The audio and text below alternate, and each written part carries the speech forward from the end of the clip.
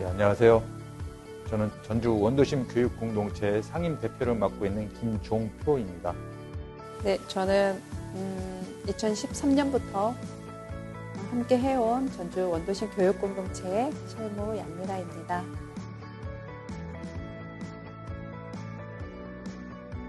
예, 저희 공동체 명칭이 원도심 교육공동체이다 보니까 아무래도 SDGs 4번 양질의 교육이 목표가 되겠고요.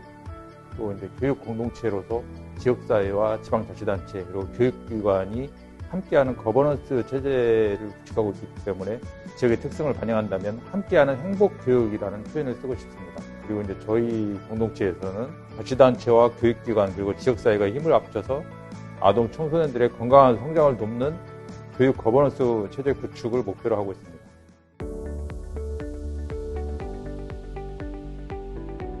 예, 저희 공동체의 대표 사업을 말씀드리기 전에 우리 원도심 교육공동체라는 조직에 대해서 간단히 설명을 드려야 이해하기 쉬울 것 같습니다.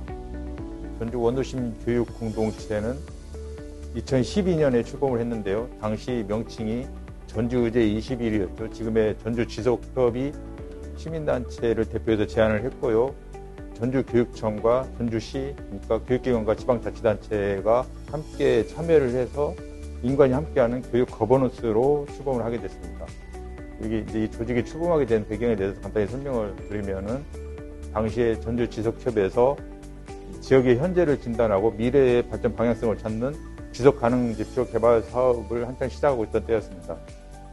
그때 이제 전주 원도심 지역의 지속 가능성을 측정하는 대표 지표로 원도심 초등학교의 학생 수를 조사를 했습니다. 이런 조사 활동 결과 전통도시 전주를 대표하는 전주 중심의 원도심 지역 초등학교들의 쇠락이 심각하다는 문제점을 발견했습니다. 그래서 그 지역을 대표하는 원도심 초등학교들이 농어촌 학교와 거의 비슷한 처지에 놓여 있다는 그런 사실을 확인을 했는데요.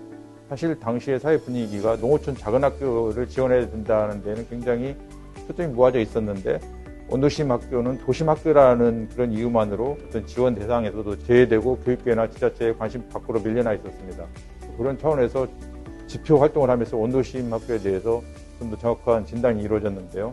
원도심 지역의 이제 지역을 대표하는 초등학교들의 학생 수가 불과 몇 년 만에 10분의 1 이하로 떨어지게 되는 그런 상황이었고요. 이런 학생 수가 줄어들면서 지역의 교사들이나 학부모들이 이렇게 가기를 꺼리는 기피학교가 되었고 학교가 기피학교가 됨으로 인해서 지역의 교육 여건이 더 열악해지고 지역의 주민들은 교육 여건이 열악해짐에 따라 다시 또 지역을 떠나게 되고 지역이 쇠락해지게 되면서 지역의 학교는 다시 또 공동화되는 이런 악순환의 고리가 계속된 거죠. 이런 악순환의 고리를 학교에서부터 끊어내자. 그래서 학교를 지역 공동체 보건의 중심 공간으로 좀 살려내자.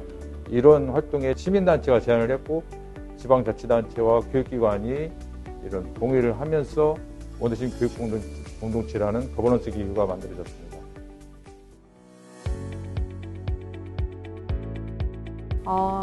그동안 저희는 전주에 있는 원도심에 있는 학교 새 학교를 선정했는데요. 새 학교 선정하는 과정에 있어서 저희가 하려고 하는 내용들의 목록을 가지고 원도심 지역에 있는 학교를 찾아가 뵀습니다.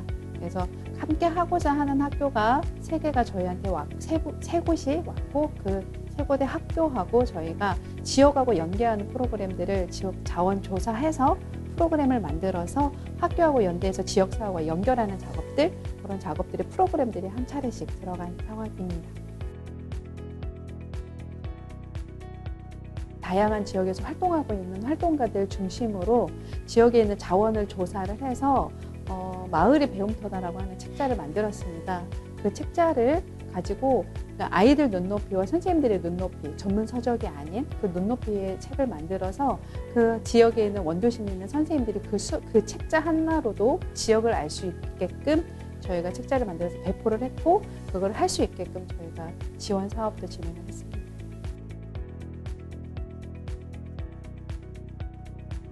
이제 아무래도 지역에 있는 교육 공동체들이 많이 있습니다. 근데 지역 교육 공동체들이 좀 열악하다 보니까 공간도 없고 지원되는 재정적인 지원도 없고 하다 보니까 한계가 있습니다. 이거를 좀 판을 더 키우고 활성화를 하려고 해도 그런 한계들에 대해서 저희가 들어줄 수 있는 게 한계가 있다는 게 제일 슬펐고 힘들었습니다.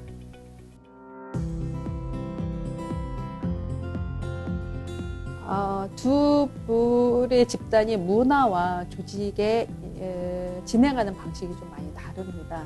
그러다 보니까 저희는 이제 더 좀 밀접하게 했던 거는 전주교육지원청하고 지금 진행을 했었던 거고요.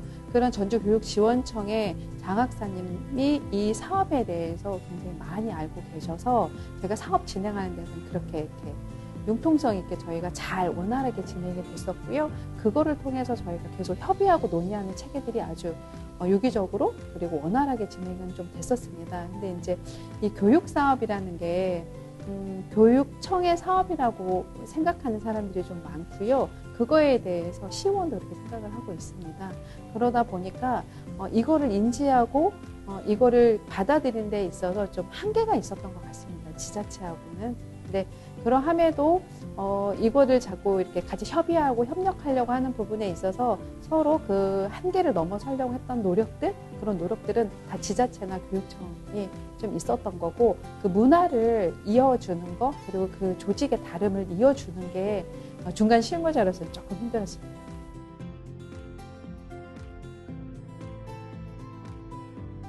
네. 지금 현재 원도심 교육공동체, 원도심 지역 안으로만 움직이고 있었던 이 교육공동체의 거버넌스 역할을 전주시 전역의 거버넌스 역할로 좀 전환하는 과정에 있습니다. 그래서 야후교육통합지원센터를 지금 개소를 앞두고 있고 준비를 한 7년째 개소해오고 있는데요.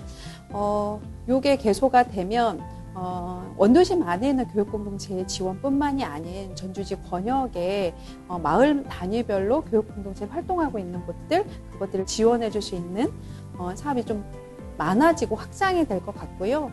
그리고 이 교육청과 지자체의 연결 고리들이 조금 더 확대되다 보니까 좀 긴밀하게 저희가 연대하고 유기적으로 관계를 맺어갈 것 같습니다. 그러니까 전주 교육에 대한 의제들을 좀 더 폭넓게 발굴하고 그거에 대해 정책화할 수 있을 것 같습니다.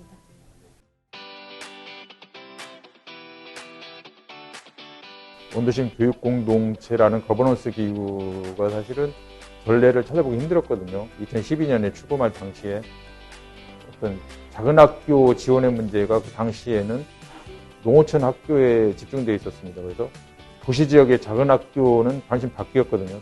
도시 지역의 작은 학교도 사실은 구성원의 학생 수 감소랄지, 소외계층이 많아지는 문제랄지, 여러 가지 농촌 학교가 겪고 있는 문제보다 더 큰 문제가 있었음에도 불구하고 사회적 관심이 농촌 학교에만 있었고 도심 지역의 원도심의 작은 학교에는 없었습니다. 그래서 전주에서 그 운동을 시작한 이후로 이게 전국적으로 확산되는 계기가 됐었는데요.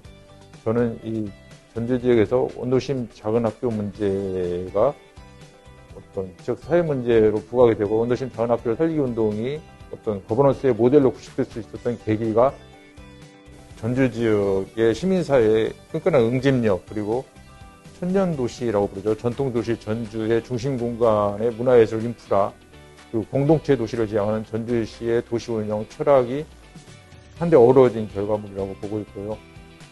그래서 이제 중간 지원 조직까지 이어질 수 있었다는 데 대해서 나름대로의 좀 보람을 느끼고 있고요. 이런 중간 지원 조직 활동이 앞으로 함께하는 교육, 그러니까 요즘에 교육의 트렌드가 이제 학교 울타리를 넘어서서 온 마을이 배움터다라는 이런 협치에 모아지고 있는데요. 교육 협치의 어떤 새로운 모델을 만들어내는 계기가 되었으면 좋겠다는 생각이 듭니다. 이 사업을 하다 보니까 처음에는 교육이라고 하는 사업이 제 거가 아니었습니다. 근데 이게 한 10년째 같이 하다 보니까 이게 제 거가 됐고 이게 되게 중요한 거다라고 생각이 됐고, 그리고 저한테도 좀 소명이 된 것 같습니다. 그래서 이게 굉장히 중요한 일로 저 스스로가 성장했다라는 거, 그러니까 관계를 맺으면서 저 성장했다라는 게 저한테는 너무 좋은 일이었고, 그거를 통해서 지역에서 풀뿌리들이 이렇게 움직이고 있다라는 게 몹시 뿌듯한 저의 성과이고 지역의 성과인 것 같습니다.